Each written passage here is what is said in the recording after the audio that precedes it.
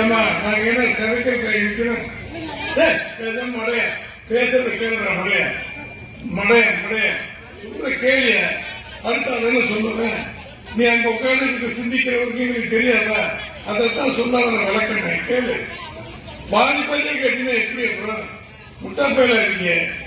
கேள்விய ஏமா நாங்க என்ன சரக்கு இருக்கணும் மடைய பேசுறது கேள்ற மடைய மடைய மடைய சொல்ற கேள்விய அடுத்த சொல்லுவேன்.